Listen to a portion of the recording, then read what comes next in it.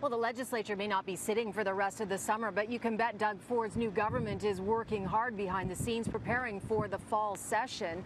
And over the last month, we saw a flurry of announcements, everything from buck a beer to private stores selling marijuana to the repeal of the updated sex ed curriculum. But there's so much more that we don't know. For example, what is Doug Ford going to do with the healthcare system? How will he overhaul it? As well as there's one announcement the city will in particularly be looking closely at, and Doug Ford's promise to take control of Toronto subways. But what will uploading subways to the province actually mean for the city? We'll upload the subway system up to the province. TTC will still operate it, but when it comes to build and design, it won't be the TTC. That was Doug Ford on the campaign trail, and he said he would take over the planning and building of subways. But what will the province do when it comes to operating costs, which were downloaded onto the city when Mike Harris was premier? Will the province be taking over operating costs, and what does it mean for the subway land? Will the province be taking over the land and therefore air rights as well? Well, I think what the commitment was to upload the TTC, and that's something that is an ongoing discussion. There's much more to be discussed with the City of Toronto itself. This is a massive undertaking to change the structure and the governance of the TTC. It is not something that we're going to rush in a haphazard way. We're going to make sure that the plans that we commit to in the end are ones that have been thoroughly vetted. We've sat down with the city to make sure that the decisions that are made are ones that we can all live with in the end. You know, I'm not in the process of accepting or rejecting vague, undefined concepts. I did make it very clear that we do not expect to, and we will not accept seeing a repeat of the process where they just come in one day and announce this is what we had in mind. They need to consult in advance, and it's our TTC, it's our subway, paid for largely by Toronto taxpayers and customers over time, and we would expect to be fully consulted, and the public, and the TTC, and city staff. What I've made very clear to Mr. Yakubuski the other day, and it was a very cordial but a very candid meeting, where I said that we must not see a repetition of what we saw with the City Council. And, you know, that's not something that I'm prepared to countenance. Now, it's not clear if the city could stop the province from uploading subways. The province seems to be able to do pretty much what it wants. But I posed some of those questions and concerns to the Premier today.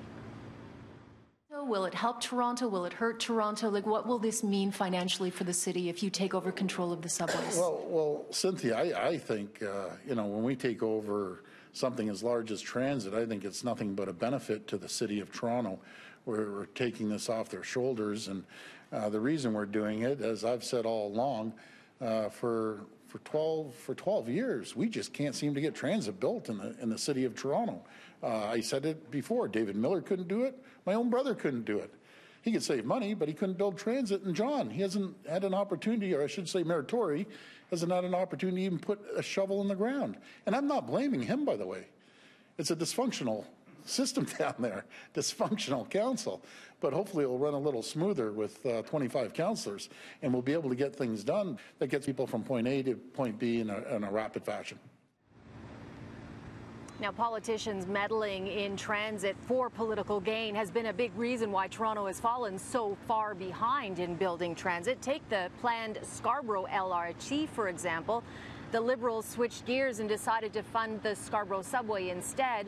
Coincidentally, right around the same time, they were hoping to win a by-election in Scarborough. Francis? You know, with the summer session now over, what kind of lessons do you think the Ford government learned? A lot of his ministers are rookies, and the veterans that he has are actually used to being critical opposition voices. Well, it's a really big switch, and I was talking to Lisa MacLeod about that yesterday, MPP who's also a minister, and, you know, she was used to being a critic for many years, and then all of a sudden the shoe is on the different foot. So I think it's a real challenge for anybody. It would be a real challenge. So I think that they've got a taste of it after a month. I think that they realize that the temperature was perhaps a little too heated in the legislature during question period. I think all MPPs right across the board got complaints from constituents saying, this is too toxic, enough, this is not how I want my politics to look. You know, you're right, there was a lot of mudslinging, there were heated moments and accusations in the House over the summer. Here's an example. I'm sure taxpayers would rather have their councillors at City Hall taking actions to improve life for everyone. The House will come to order. The Leader of the Opposition and the Premier will come to order. The Leader of the Opposition and the Premier will come to order. The Leader... So that went out of control about accusations over a mocking of an accent. Is this the type of behavior we can expect in the fall as well, do you think?